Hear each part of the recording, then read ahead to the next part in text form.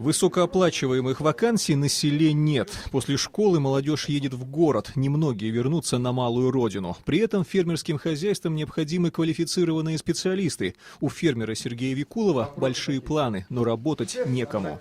Технолог молока мне надо.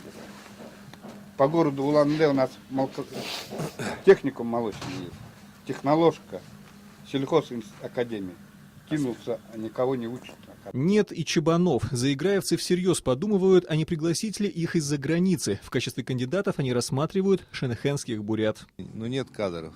Вопрос очень серьезный, и надо именно на государственном уровне этой проблемами заниматься. Чтобы привлечь молодежь в село, законодательная власть открывает новую статью расходов. Заложили в эту программу в федеральном бюджете 2 миллиарда рублей.